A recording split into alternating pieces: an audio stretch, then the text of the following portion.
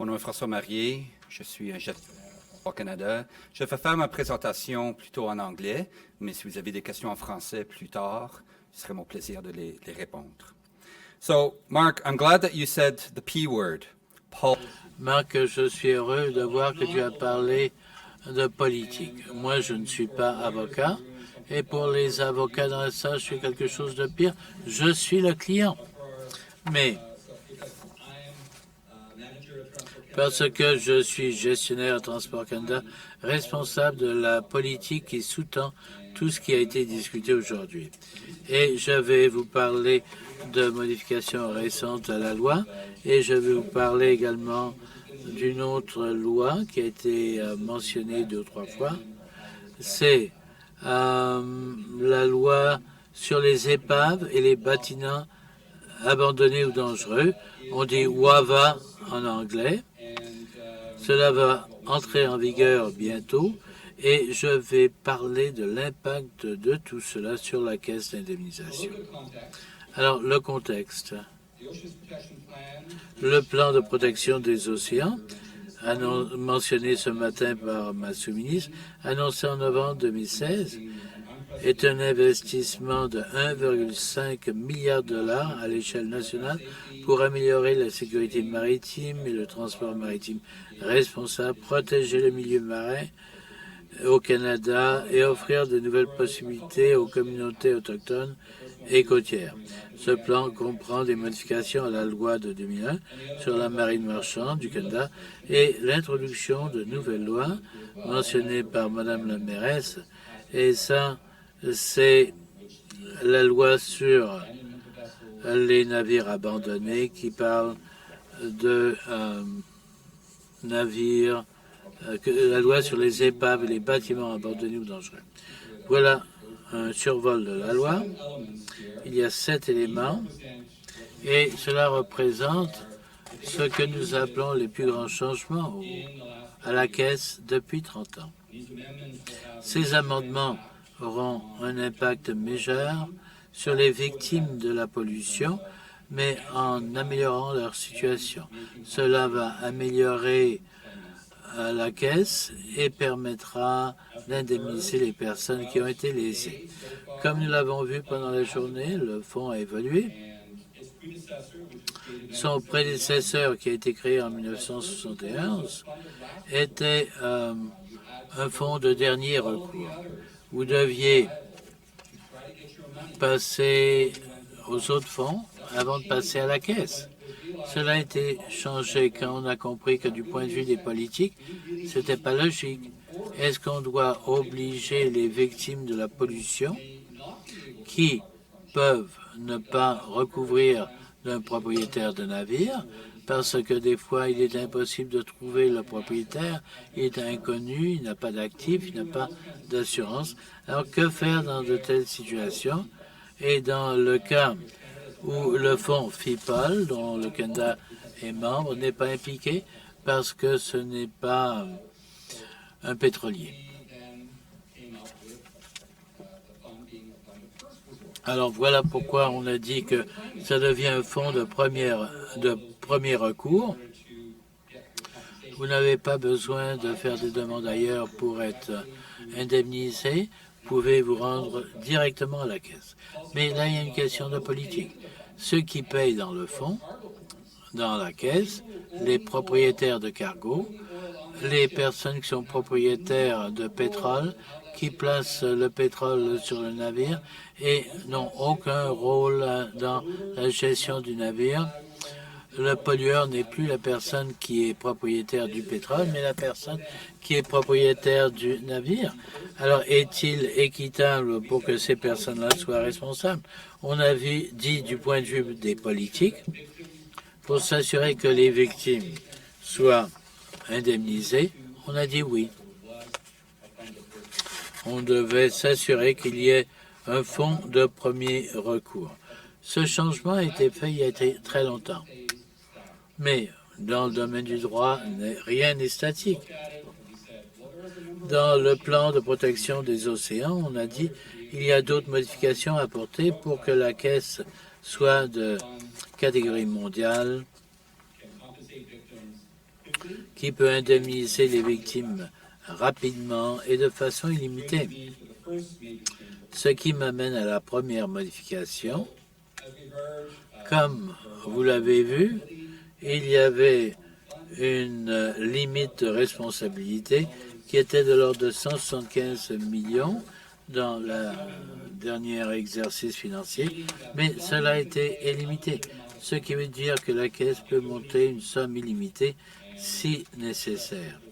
Et je souligne si nécessaire, parce que dans ce passé, pas seulement de 30 ans, mais à partir de 1971, la Caisse n'a jamais approché la limite de responsabilité dans un seul incident, tout simplement parce que on n'a jamais eu un incident majeur au Canada qui était près de ce montant.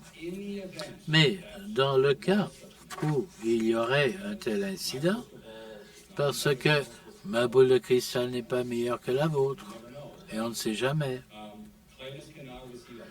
Mais ceux qui font une demande peuvent recevoir 100% de leur demande admissible. Le mot admissible est important.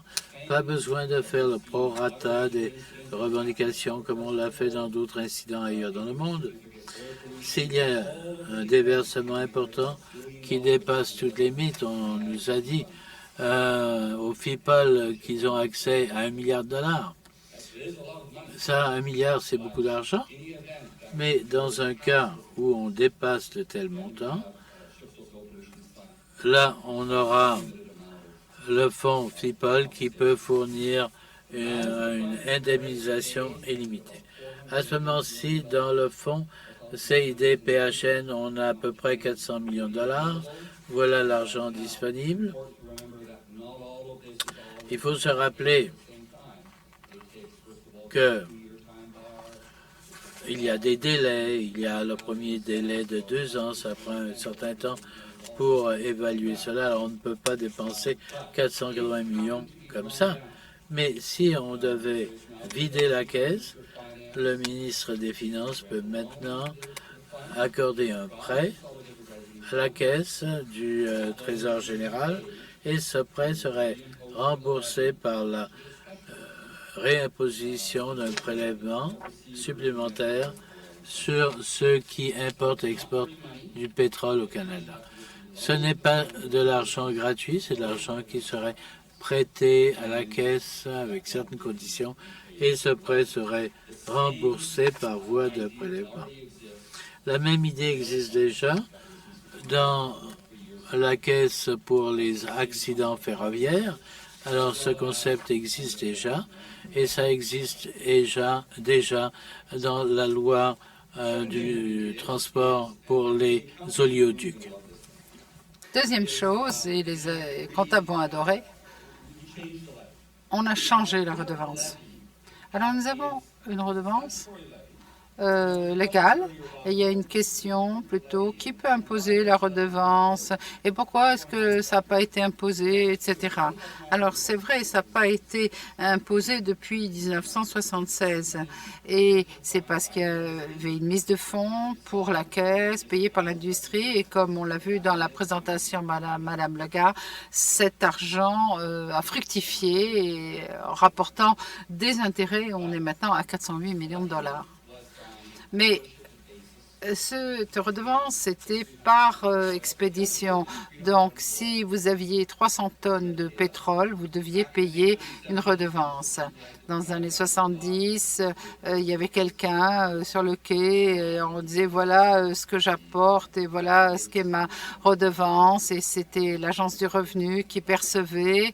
Et voilà, c'était tant de millions de dollars. Mais ça ne marche plus, là, aujourd'hui. Si on devait essayer de percevoir cette redevance en vertu du vieux système, eh bien, on n'y arriverait pas. Donc, il fallait changer le système. Donc, on est passé à une contribution annuelle associée aux contributions internationales. Parce que nous, on doit percevoir de l'information des gens qui importent du pétrole et on doit percevoir, recueillir ces renseignements et dire quelle quantité est-ce que vous transportez par an, est-ce que vous êtes au-delà du seuil. Et ensuite, on donne l'information à la caisse. Donc, c'était logique qu'on dise ça, ce soit la même chose pour la caisse. Mais la convention internationale, c'est seulement pour ceux qui reçoivent du pétrole. Parce qu'il y a longtemps, lorsqu'on négociait la convention, il a été déterminé que la personne qui bénéficie économiquement du transport du pétrole, c'est la personne qui importe le pétrole. Donc, la contribution sur le Fonds international, c'est seulement pour le pétrole importé et celui qui est transporté au niveau intérieur. Mais au Canada, ça ne marche pas nécessairement parce qu'on a aussi des pétroles que nous exportons.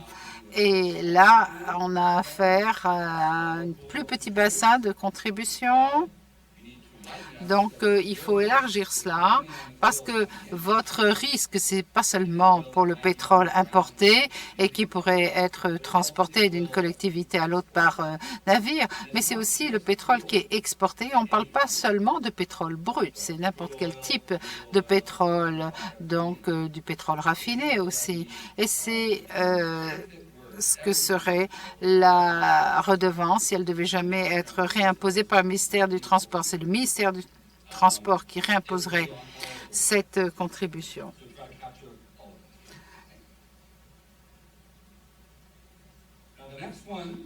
Ensuite,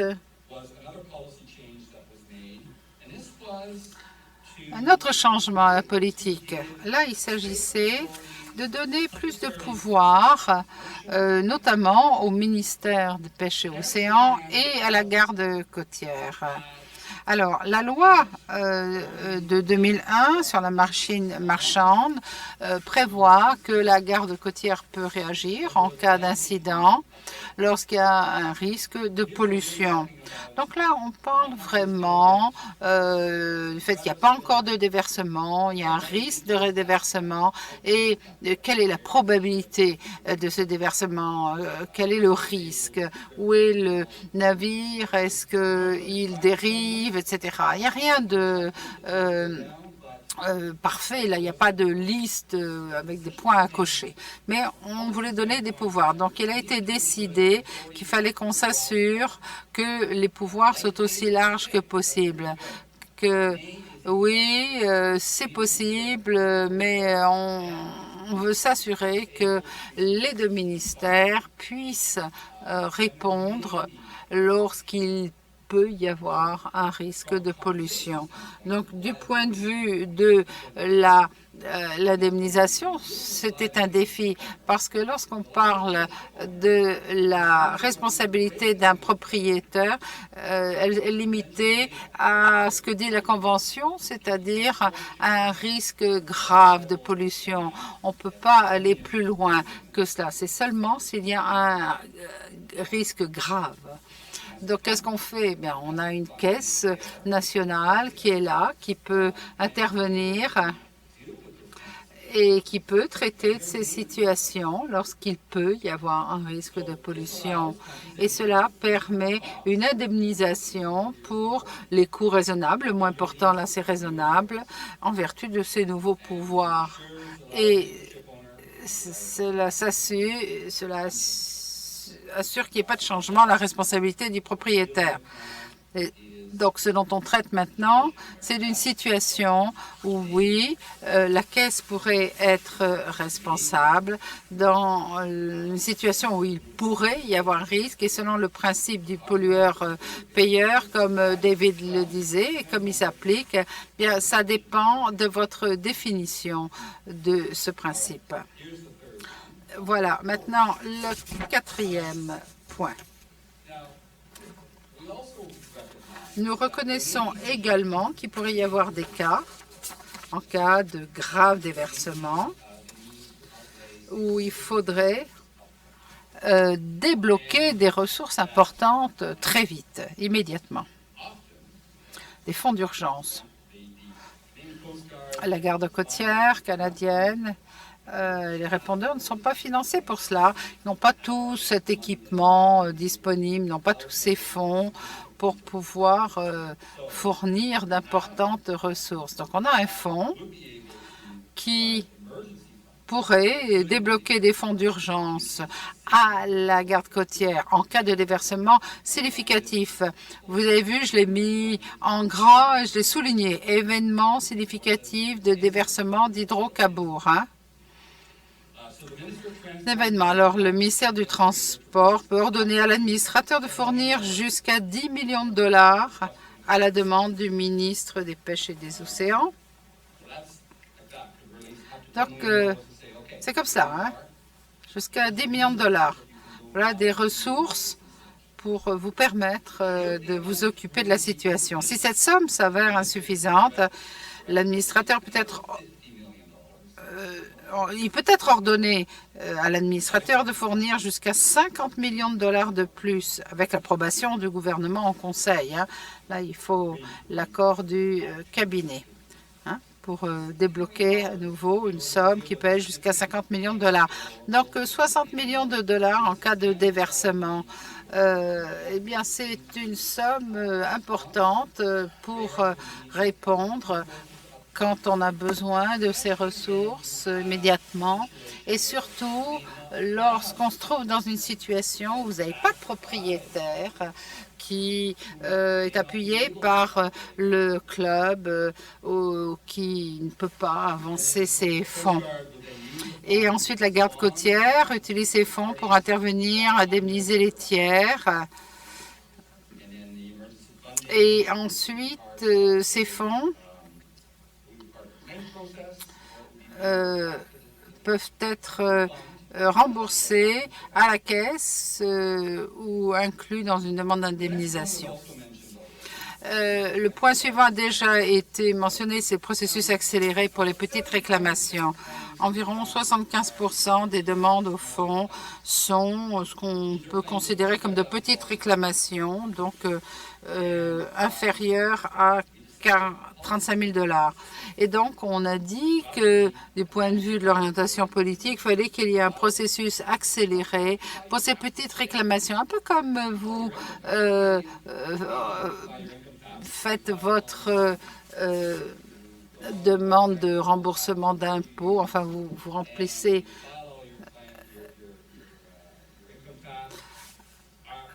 votre déclaration d'impôt sur le revenu. Est-ce que vous avez besoin de soumettre des preuves, des documents? Non, vous dites que vous avez toute cette information. Si l'agence du revenu venait vous voir et disait maintenant montrez-moi vos reçus pour la garderie, pour les frais médicaux, etc.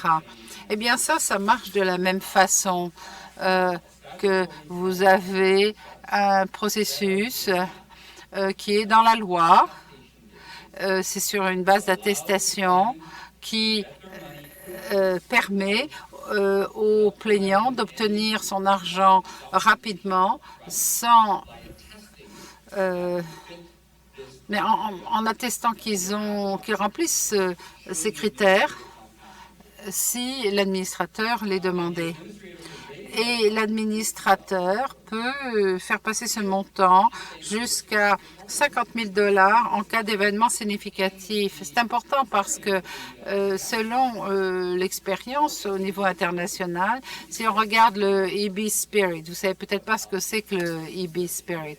Ben, le EB Spirit, c'est un pétrolier qui a été touché par une barge le long de la côte de la Corée.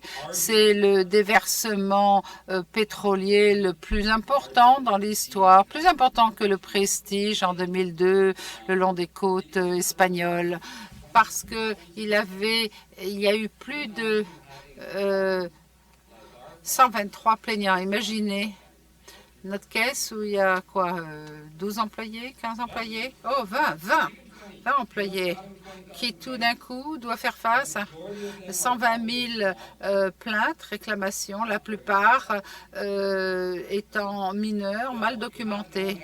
Bien maintenant, il y a un processus accéléré pour pouvoir traiter de ces réclamations rapidement, leur donner l'argent et ensuite passer à la suite.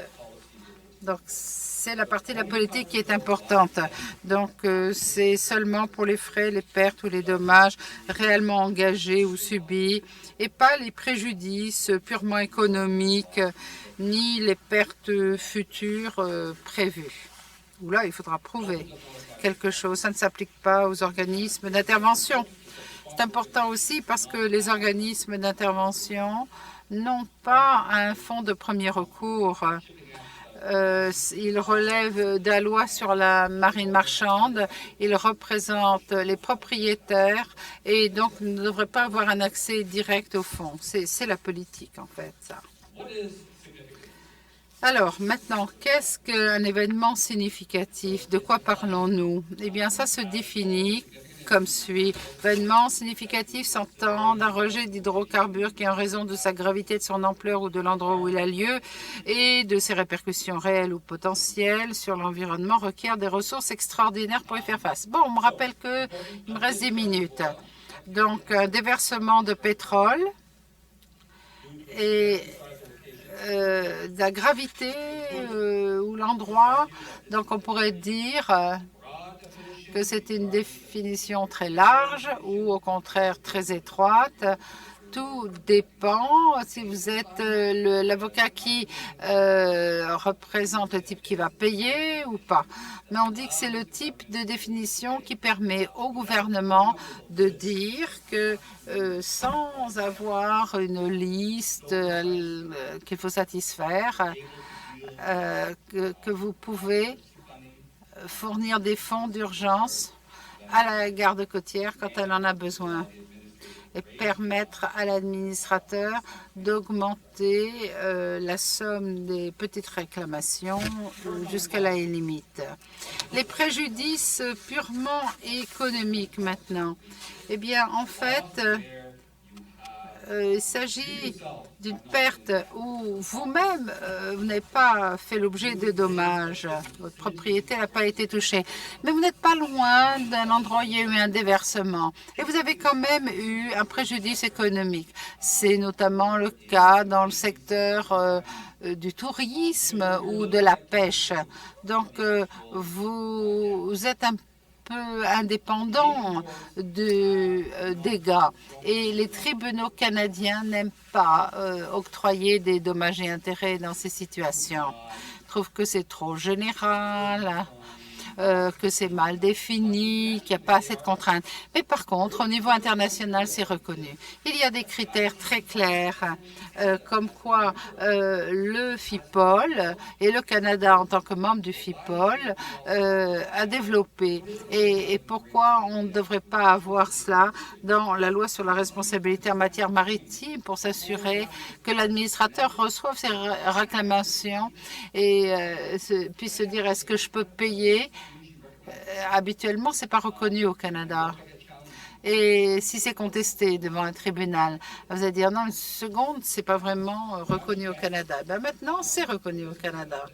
Donc, l'intention là, c'était de préciser que le fonds peut assumer ses frais. Donc, c'est un grand avantage. Et pour les bureaucrates et les avocats, vous allez adorer les sanctions administratives pécuniaires. C'est le plat du jour. Ces sanctions, c'est une façon de faire respecter quelque chose, d'agir à titre dissuasif. Donc, on n'avait pas cela dans la loi auparavant, mais maintenant, on les a. Mais il s'agit vraiment de la partie administration. Parce que même si c'est la partie ennuyeuse de la loi qui paye, comment ça va être payé, les rapports, etc., Mais si vous n'avez pas un régime strict pour faire appliquer, vous, la compagnie pétrolière, vous devez me faire un compte-rendu chaque année de l'importation. Vous devez me payer la redevance si elle est réimposée et vous devez tenir les comptes et je dois pouvoir vérifier cela dans vos registres, etc. Eh bien, maintenant, on a des sanctions administratives, pécuniaires pour s'assurer que vous êtes conforme à ce qu'exige la loi. Et maintenant, je passe à la loi sur les épaves et les bâtiments abandonnés ou dangereux. Oh, j'adore ce sigle en anglais, WABA. Alors, cette loi vise à protéger l'environnement marin et les communautés côtières contre le fardeau des épaves et des bâtiments délabrés, abandonnés ou dangereux. Donc, interdit d'abandonner un bâtiment. Pour la première fois dans la législation canadienne, il y a maintenant une interdiction d'abandonner un bâtiment, sauf si c'est permis en vertu d'une autre loi. Ça interdit de gérer un bâtiment de façon irresponsable. Ça permet au gouvernement de prendre des mesures proactives à l'égard des bâtiments préoccupants. Ce sont des bâtiments délabrés, abandonnés, y compris l'équipement, le fret, la cargaison. Donc, ces pouvoirs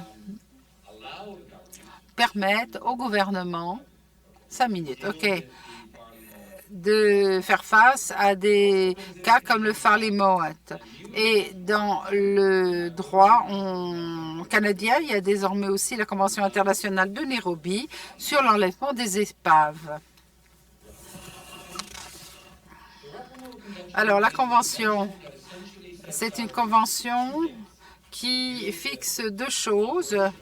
D'abord, il y a les éléments opérationnels. Lorsqu'il y a un navire, par exemple, un bateau qui s'est échoué ou il y a eu une collision, eh bien, cette convention précise quels sont les droits de toutes les personnes concernées, le propriétaire, le pays du pavillon, le pays de la côte où il s'est échoué. Donc, il y a des obligations de rapport, de localisation, d'enlèvement. Ça donne des pouvoirs aux autorités côtières pour faire une évaluation des dangers, pour déterminer ce qui doit être fait avec cette épave. Est-ce qu'on peut encore la vendre ou est-ce qu'il faut simplement l'enlever? Et comment? Mais il y a aussi des éléments de responsabilité et d'assurance pour le propriétaire de l'épave. Donc, c'est fini pour un propriétaire d'abandonner une épave en sachant que s'il y avait un club, il n'aurait pas pu s'en aller. Mais aujourd'hui, on a maintenant des responsabilités imposées aux propriétaires. Donc, de nouveaux pouvoirs aussi pour la garde côtière, pour les éléments opérationnels, y compris l'enlèvement de l'épave. Et la partie responsabilité que j'ai déjà mentionnée. Donc, il n'y a pas de limite la responsabilité propriétaire. Donc, lorsque le Canada a ratifié une autre convention qui n'a pas été mentionnée, mais c'est la convention sur la limite de responsabilité, c'est-à-dire que comme propriétaire, vous pouvez limiter vos responsabilités en vertu d'une convention internationale et du droit canadien, mais le Canada s'est réservé le droit de ne pas imposer de limite pour l'enlèvement des épaves. Et ça impose aussi une exigence d'assurance pour les bâtiments de plus de 300 tonnes, mais le montant d'assurance est limité en vertu de cette autre convention. Ça s'applique à tous les navires canadiens et tous les navires qui naviguent dans les eaux canadiennes. Et en plus, on peut intenter une action directe. Donc, même si le propriétaire du navire n'est pas connu ou s'en lave les mains, eh bien, vous avez un assureur et que vous pouvez poursuivre. Vous n'avez pas besoin d'avoir nécessairement un propriétaire. Alors, quelques réflexions concernant la LRMM par rapport à la LEBAD. Alors, quand s'agit-il de mesures de sauvegarde ou d'intervention en matière de pollution par les hydrocarbures par opposition à l'enlèvement d'épaves? Où est cette ligne grise? Il y a maintenant la LEBAD qui entre en vigueur. Ça va relever de quelle législation pour que les responsables agissent et d'où viendra l'argent? Avec l'entrée en vigueur de la LEBAD, est-ce qu'il y aura une réduction ou une augmentation des demandes d'indemnisation à la caisse? Donc la caisse va devoir continuer de payer pour les navires désertés, abandonnés. C'est à peu près un tiers des indemnités que vous payez. Un quart. Un quart, ça reste beaucoup. Et les coûts entre le propriétaire et la caisse, comment seront-ils répartis? Et qu'en est-il des situations où deux risques sont couverts par la même assurance limitée? La pollution par les hydrocarbures et l'enlèvement des épaves. Donc, ils ont des couvertures pour tous ces différents types de risques. Mais une autre compagnie d'assurance qui ne fait pas partie du club pays ou alors vous avez une assurance pays pour tout, personnel, collusion, j'ai frappé un autre bateau, il y a les frais au quai, pollution de pétrole, j'ai perdu une partie de ma cargaison.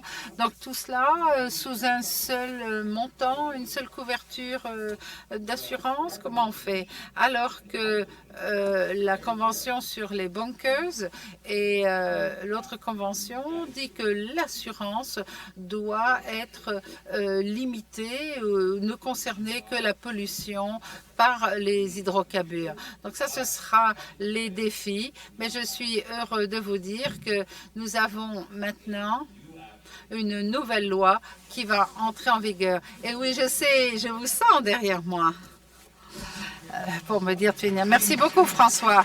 Et vous pouvez aller vous asseoir. Alors, comme on a un panel, on ne va pas prendre de questions dans les médias. Donc, ma tâche maintenant, c'est de vous présenter les autres membres. Présent, c'est M. Martin Blouin.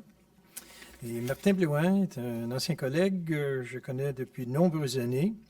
Et Martin est peut-être, et je dirais fort probablement, un parmi très peu de personnes au Canada qui a dédié presque son entière carrière à la protection du milieu marin et à combattre les marées noires.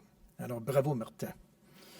Our other panel member is... Notre autre panéliste, c'est notre modérateur, Rohan Matai, qui va animer. Et maintenant, justement, je vais lui donner la parole et je devrais pouvoir vous donner 5 minutes de plus à la fin des présentations. Ça va réduire un peu notre pause café, mais dans l'intérêt du temps, je vais agir de cette façon. Merci. Bonjour, donc je suis Rohan Matai, je vais animer ce panel. Vous avez entendu la présentation de Monsieur Marier. Il vous a parlé de la nouvelle loi sur les épaves et les bâtiments abandonnés ou dangereux. Et je vais poser des questions sur les effets des amendements et leur justification. Et vous aurez aussi une période de questions-réponses. Alors, les panélistes viennent de Transport Canada, de la garde côtière et de la Caisse. Leur point de vue, toutefois, ne représente pas nécessairement ceux de leurs organisations.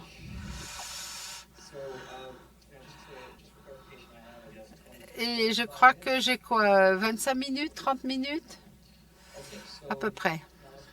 Alors, commençons. Première question concernant les pouvoirs de la garde côtière. La loi sur la marine marchande dit que ils ont les pouvoirs de vendre le navire. À cette date, à cette liste, on a ajouté le démantèlement.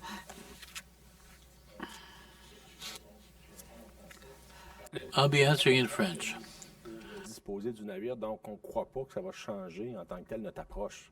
On va toujours prendre la meilleure approche pour réduire, contrer les dommages potentiels dus à la pollution. Donc, ils ont rajouté démantèlement, mais je crois que c'est un ajustement légal au niveau du vocabulaire. Pour nous, ça ne changera pas. Je seconderais en disant qu'on ne voit pas nécessairement le changement là, du point. Je veux dire, je vois mal comment on démantèle sans détruire un navire, là, mais ouais, je suis d'accord.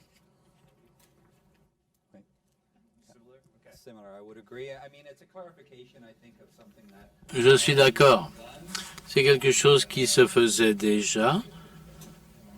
Et du point de vue opérationnel, ça ne changera rien. Ma prochaine question. Quand la garde côtière peut utiliser ses pouvoirs, cette loi facilite la tâche de faire face à une menace de pollution. Dans le passé, il fallait penser qu'il y aurait fuite de polluants. Maintenant, on dit que cela pourrait avoir de telles fuites. Capitaine Blouin, avez-vous déjà eu un cas où il semblait y avoir de raisons valables que le navire pourrait, mais qu'il n'était pas probable que cela déverse? Regardons la situation du Rio Orinoco, un navire qui a des difficultés mécaniques, qui veut aller à l'ancre pour faire des réparations. Maintenant, avec une analyse situationnelle, les conditions météorologiques, les vents forts qui s'en venaient, l'endroit que le navire voulait ancrer, voulait mouiller son ancre, était inapproprié. Donc, les pouvoirs préventifs, avoir une action préventive, une directive d'empêcher ce navire-là d'ancrer cet endroit-là et provoquer l'échouement et l'intervention qu'ils ont dû faire à 12 millions de dollars, bien, ça leur a réduit les coûts énormément. Et on voit aujourd'hui, on utilise beaucoup plus cette approche préventive-là, proactive, comme certains navires ont de la difficulté à contrer les glaces sur le fleuve Saint-Laurent à des endroits critiques de concentration des glaces. On utilise des pouvoirs là, qui nous permettent justement là, d'analyser la situation, puis le fait que le navire est pris dans les glaces et peut dériver avec les glaces ne provoquera pas obligatoirement une pollution, mais pourrait provoquer une pollution. Donc, oui, ça va être très bénéfique.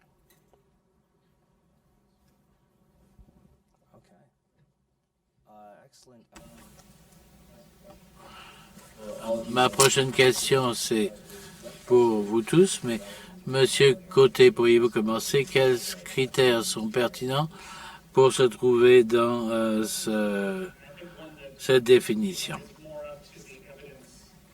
C'est une question très importante et c'est relié à la preuve, pas à la caisse. Quand la garde côtière peut-elle intervenir et comment démontrer qu'ils ont le pouvoir de faire ce qu'ils font du point de vue indemnisation? Eh bien, je ne sais pas. Tout dépend de la preuve. Mais selon moi, la norme juridique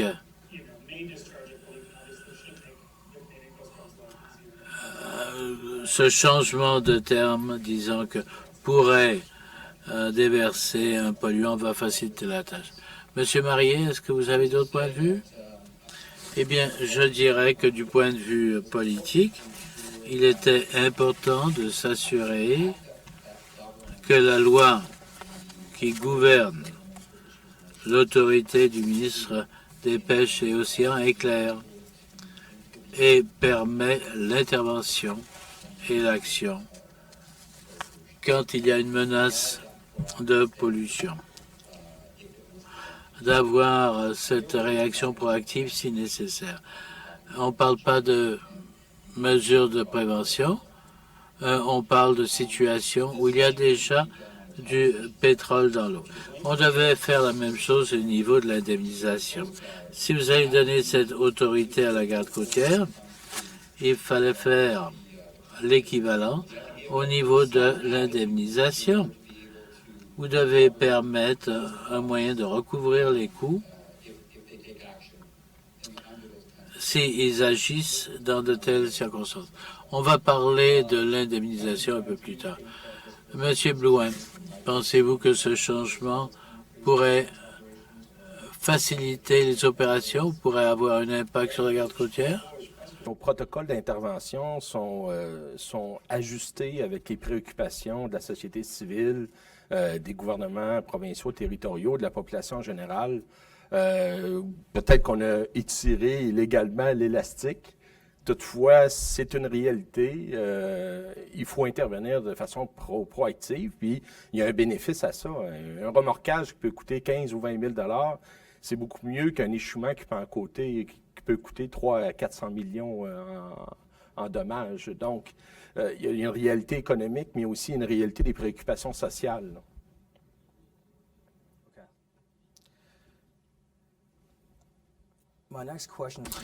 Ma prochaine question concernant le fonds d'urgence. Comme M. Farad l'a dit, la loi dit que la garde côtière peut demander des fonds d'urgence du fonds de politiciens avec un montant primaire de 10 millions pour éviter un incident important. Alors, M. Côté, la LRMM semble un peu vague quant au moment du fonds d'urgence et qui demande des ressources extraordinaires de réaction. Selon vous, quand un déversement, vu ces facteurs, quand pensez-vous qu'un déversement de pétrole, dû à sa taille ou emplacement ou à d'autres facteurs, pourrait être un incident important pour ce type de financement? Ça fonctionne? Eh bien, de notre point de vue, puisqu'on a un rôle de consultation dans la question de financement d'urgence, tout dépendra de la preuve, du besoin. On ne demande pas une pleine documentation au début, mais on veut une démonstration de pourquoi cette somme est nécessaire. Et une des choses, la taille, la sévérité ne couvrent pas certains éléments tels que les conditions politiques. Alors, est-ce que vous avez d'autres réactions? Qu'est-ce que ça veut dire significatif? C'est très difficile à répondre. Puis, on peut prendre des circonstances où ce que ça va prendre un navire d'une certaine grosseur qui risque d'avoir un PNI. Donc, on doit s'attendre à un navire qui est soit le propriétaire est inconnu ou incapable ou prend des mesures insuffisantes. Donc, ça fait en sorte que les circonstances, ça peut être comme dans l'Arctique, ça peut être complexe à intervenir dans l'Arctique. Ça pourrait être des fonds qui serviraient à compenser pour les actions qu'on entreprend pour, par exemple, fournir la sécurité alimentaire des communautés autochtones ou dépenser des fonds pour justement aller chercher les experts locaux pour nous aider à comprendre la situation. Mais c'est très difficile à l'heure actuelle là, de se prononcer. L'outil, là, on n'est pas encore là. Et ça va se passer très rapidement. Je veux dire, forcément, ça va être dans les heures qui suivent là, un incident. On va se parler, puis ça va se faire très rapidement. Eh bien, moi, je rajouterais qu'il est très difficile de dire tel incident aurait pu nécessiter des fonds d'urgence. On ne peut pas regarder vers le passé, on doit se tourner vers l'avenir. Vous avez parfaitement raison. Tout dépend des circonstances de l'incident. Premièrement, il faut un déversement de pétrole. Il faut qu'il se passe quelque chose qui permet cette demande extraordinaire parce que Ces dispositions sur les fonds d'urgence ne sont pas créées pour étant quelque chose utilisé régulièrement. Ça doit être là pour des situations extraordinaires. Alors oui, vous avez ce gros bâton qui est là. Alors, où cet incident a-t-il lieu? Quelle est la taille du navire? Quel type de pétrole est impliqué? Quel sera l'impact? Dans ce cas, le fonds d'urgence est pour une réaction. Ce n'est pas pour les pertes économiques. Ce n'est pas pour les pêcheries. C'est pour une réaction au déversement et seulement pour ce type de coût. Et seulement la garde côtière y a accès et seulement la garde côtière pourrait fournir ça à d'autres personnes. Alors, le propriétaire de navire n'a pas accès, ceux qui réagissent n'ont pas accès, la communauté ne peut pas demander ces fonds d'urgence. Ça doit provenir de la garde côtière qui est commandant sur les lieux et ils disent j'ai ce pétrolier Panamax qui est sur les rochers, j'ai un grand déversement. Nous devons agir, dépenser beaucoup d'argent pour faire face à cette catastrophe et combattre la pollution. Ce qui est important également, c'est de se demander si le fonds peut fournir l'argent. Et voilà le rôle de l'administrateur. Ça, c'est ma prochaine question. La loi fournit que le ministre des Transports peut autoriser le financement après consultation avec l'administrateur du fonds, de la caisse. Pourquoi parle-t-on de consultation? Eh bien, la consultation, vous savez, l'administrateur est la personne mieux placée pour dire quelle est la situation du fonds, quel est l'argent, quelle est la responsabilité, quels sont les autres cas. Et avec tout cela, le ministre peut consulter l'administrateur pour demander s'ils peuvent remettre les 6 millions à la garde côtière. La possibilité de recouvrir ces sommes est également un élément à prendre en considération. Il y aura probablement toute une liste de questions que le ministre voudrait poser à l'administrateur. La possibilité de recouvrir sera également un élément. Mais je ne crois pas que cela est une raison pour ne pas accorder le financement. Alors, il est très difficile de parler de cette situation. Capitaine Blouin, est-ce que vous avez connu des situations de ce genre? Par contre, 10 millions de dollars pour un incident significatif, c'est rien. On peut parler d'un incident où on parle d'1 million par jour, 2 millions par jour, 3 millions par jour. Donc, on parle vraiment, là, c'est pas grand-chose. On parle d'un incident significatif, qu'on va au niveau international, les incidents majeurs qu'ils ont eu, que le Fonds international a dû compenser, c'est des gros sous. Donc, 10 millions, la possibilité qu'on fasse une erreur au niveau de la compensation, ou je pense que c'est faible. Si c'est un incident significatif, donc majeur, un déversement majeur d'un produit très persistant là, qui va causer beaucoup de dommages, beaucoup de nettoyage. Okay. Ma prochaine question concernant la responsabilité. Et M. Marié, vous alliez en parler plus tôt.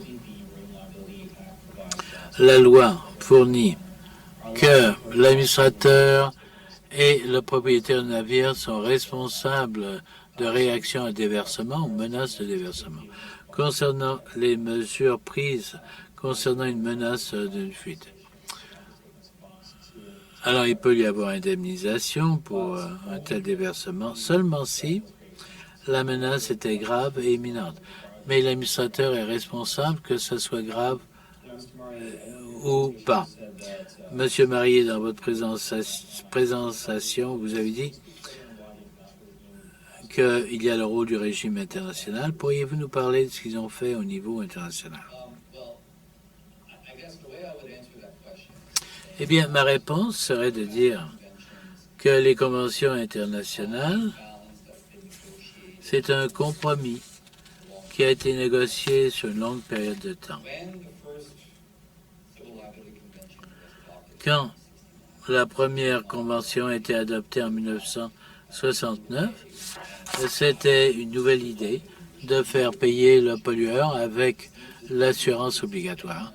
Cela n'existait pas nulle part au monde à l'époque. C'était la première fois que ça se faisait. Mais alors on a créé cet équilibre entre le propriétaire de navire qui a le contrôle du navire, mais un contrôle limité.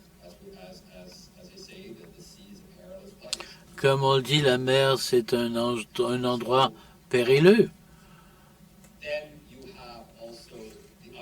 Et là, vous avez l'autre partie impliquée, le cargo. Alors, comment établir un équilibre? Il est difficile de répondre à votre question, mais la Convention a décidé qu'une menace grave et imminente, c'était le seuil à maintenir. Et au cours des années, cela a fonctionné. Nous avons vu la présentation des clubs pays et de FIPOL. Ils ont payé des montants de milliards de dollars. Alors cela a fonctionné, bien fonctionné d'ailleurs, mais il peut y avoir des situations où ce n'est pas nécessairement une menace grave et imminente. Néanmoins, il faut agir avant que ça ne devienne une menace grave et imminente. Est-ce que cela va augmenter les paiements? Je ne crois pas. Notre approche a toujours été la même au niveau de... Nous avons la responsabilité de prévenir, contrer, minimiser les dommages causés par la pollution. Donc, on aura toujours la même approche. Maintenant, c'est un renforcement du principe du pollueur-payeur. Hein. Si le pollueur ne paie pas, on a le Fonds canadien qui va payer. Donc, pour nous, c'est juste un avantage. Il faut comprendre que la garde côtière n'est pas financée pour intervenir. Donc, moindrement qu'on ne réussit pas à réclamer nos coûts, c'est pour ça qu'on fait toujours des interventions de façon raisonnable et justifiable. Si on n'est pas capable de réclamer les coûts, c'est un impact direct sur nos services, qui sont des services principalement de prévention, le balisage, le dragage, le déglaçage. Donc, c'est pour ça qu'il faut vraiment y aller, là, renforcer le principe du pollueur-payeur. I don't know that the change itself will lead to an increase in... Je ne sais pas si le changement lui-même va augmenter les revendications, mais quand on dit que la caisse va payer, c'est une bonne nouvelle pour la garde côtière. Je dis cela, mais je ne peux pas penser à une demande qui a été basée sur la question de situation grave et imminente. Mais en fin de journée, on se demandera, est-ce que la garde côtière démontrait qu'ils ont le pouvoir de faire ce qu'ils avaient à faire et est-ce que les mesures étaient raisonnables et encourues à un coût raisonnable? Cela ne change pas. Est-ce que cela peut avoir comme résultat des paiements aux propriétaires de navires?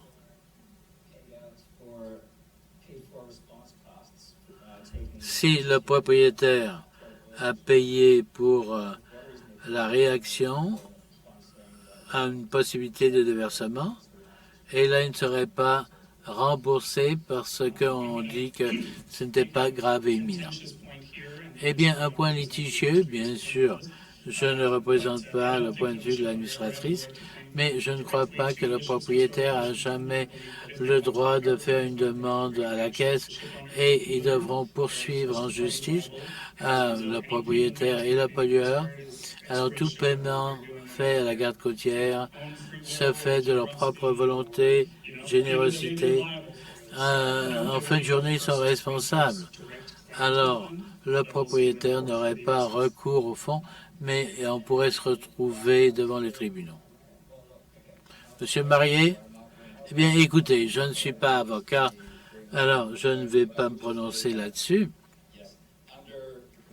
Mais en vertu de la conversion et de la loi, les propriétaires ont droit d'être indemnisés. Et, moi, je ne crois pas qu'ils puissent être indemnisés par le fonds, indemnisés par le CIDPHN. Est-ce qu'un propriétaire navire pourrait décider minutes, dans cette période de 12 heures, où le navire était à 10 heures de la côte, ce n'était pas une menace imminente, et vous avez envoyé un navire de la garde côtière pour l'intercepter et le remorquer, mais là, à 5 milles de la côte, c'était grave et imminent. Je ne crois pas qu'on aura une telle situation. Bien sûr, les avocats vont s'amuser.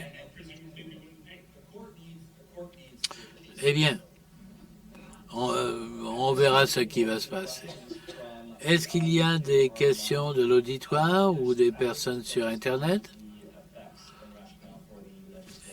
Pensez à l'effet de la loi. Si vous avez d'autres questions ou si vous avez un commentaire et non pas une question, gardez vos questions pour plus tard. Très bien. J'ai 2 questions en ligne. Je vais poser les 2 et vous pourrez répondre à la question qui vous intéresse. Comme vous savez, la Caisse est responsable pour les pures pertes économiques. Est-ce que les amendements récents font que les propriétaires de navires sont également responsables de telles pertes? Première question. Question numéro 2. Concernant les modifications récentes à la loi, est-ce que la question mentionnée par David Côté et Maire Matata concernant l'enregistrement et l'assurance des navires, est-ce que cela aura un impact? Pour la première question sur une perte économique, je dirais le propriétaire de navire était déjà responsable. Les conventions internationales ne définissent pas le terme pure perte économique et ne le limitent pas. Selon nous, le propriétaire et les fonds FIPOL étaient déjà responsables. On a même des critères. Si vous rendez sur le site web du FIPOL et vous regardez le manuel des réclamations, faites-le. Vous pourrez définir les critères sur les pertes économiques. Cela inclut des choses telles que une action que vous avez prise pour atténuer la perte. Par exemple, pour atténuer les pertes économiques en organisant une campagne qui ferait la promotion du poisson parce que c'est sécuritaire. Dans certains cas, il y a eu des réclamations payées là-dessus. Alors, c'est une perte économique. Alors, nous croyons que le propriétaire du navire était déjà responsable. Et j'ai oublié la deuxième question. Concernant l'enregistrement, je ne peux pas faire des commentaires là-dessus. C'est quelque chose qui préoccupe Transport Canada. On a déjà eu des consultations là-dessus. Concernant le travail du gouvernement canadien sur les navires préoccupants, ils ont regardé le registre, comment renforcer le registre et l'information sur la propriété. Nous croyons que les nouvelles exigences pour les épaves vont améliorer la situation, mais il n'y a aucun plan d'imposer des besoins d'assurance pour les navires. Je vous accorde 1 minute.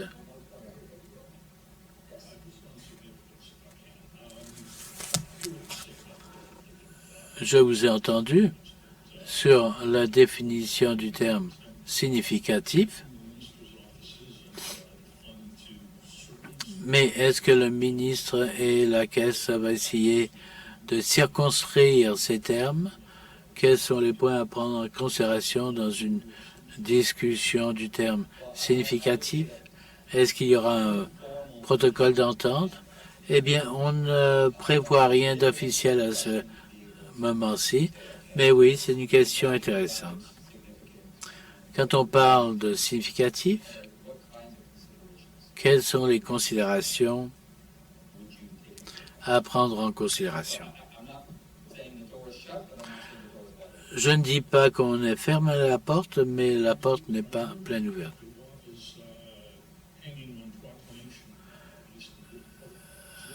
Alors, cette nouvelle loi sur les épaves attend la sanction royale. Est-ce que vous savez quand ça va recevoir la sanction royale? J'ai oublié de le mentionner. Le 30 juillet sera l'entrée en vigueur de la loi sur les épaves. Ça a déjà été proclamé par le gouvernement. Ça, c'est dû au fait que le 30 avril, le Canada a déposé ses instruments et la loi sera en vigueur 3 mois plus tard. Alors, ça sera le 30 juillet.